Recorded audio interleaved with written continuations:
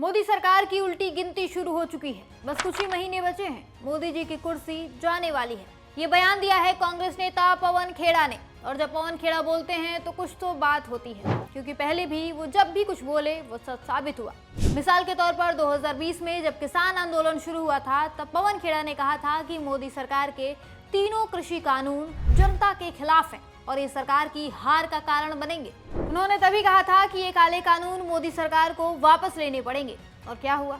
लाखों किसानों ने सड़कों पर उतरकर आंदोलन किया और आखिरकार सरकार को वो कानून वापस लेने पड़े। पवन खेड़ा की बात सच साबित हुई और अब उनका ये नया बयान बता रहा है कि जनता का गुस्सा अब चरम पर है और मोदी सरकार के दिन सही मायनों में गिने चुने रह गए हैं। इसकी एक बड़ी वजह है जनता का भरोसा टूटना।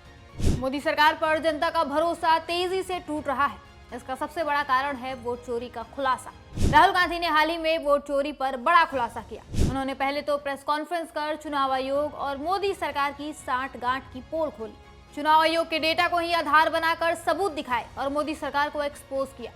बताया कि कैसे देश में बड़े लेवल पर चुनावों में धांधली हो रही है। इस खुलासे के बाद भी राहुल गांधी रुके नहीं। उन्होंने बिहार में वोटर अधिकार यात्रा की, गली गली घूमे और लोगों को इसकी जानकारी दी।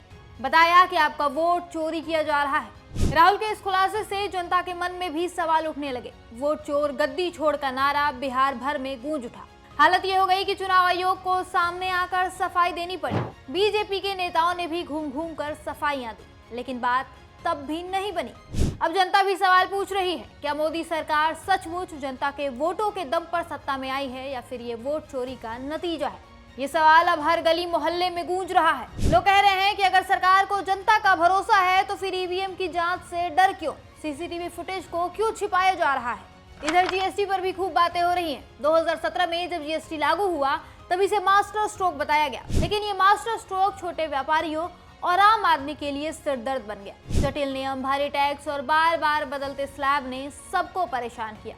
राहुल गांधी और विपक्ष ने शुरू से कहा कि जीएसटी को आसान करना होगा, लेकिन सरकार ने 8 साल तक कोई ध्यान नहीं दिया। पर अब जब बिहार चुनाव सिर पर है तो अचानक सरकार को जीएसटी सुधारने की याद आ गई। अब जीएसटी काउंसिल ने कई चीजों पर टैक्स कम किया, जैसे दूध, पनीर, नमकीन और छोटी गाड़ियों पर जीएसटी 28% से घटाकर 18% कर दिया गया। लेकिन सबसे बड़ा खेल बीड़ी और सिगरेट के साथ हुआ। सिगरेट पर टैक्स 28% से बढ़ाकर 40% कर दिया गया, लेकिन बीड़ी पर टैक्स 28% से घटाकर 18%। तेंदूपत्ते पर भी टैक्स 18% से 5% कर दिया गया। यहाँ भी जनता इनका खेल समझ गई।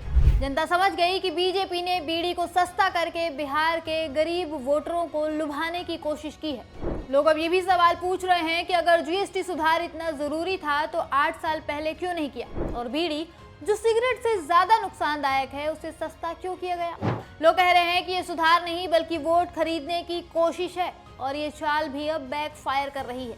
ईवीएम पर सवाल, बिहार में मां के नाम पर सिंपैथी बटोरने की नाकाम कोशिश और जीएसटी में देर से किए गए सुधार, ये सब दिखाता है कि जनता अब मोदी सरकार की हर एक चाल को समझ रही है। यही कारण है कि मोदी सरकार तिलमिलाई हुई है, डरी हुई है। ऊपर से पवन खेड़ा जैसे बड़े नेताओं के इस तरह के बयान सरकार को और टेंशन में डाल रहे हैं। ये कहीं ना कहीं इशारा कर रहे हैं कि जल्द ही सत्ता में बड़ा बदलाव होने वाला है।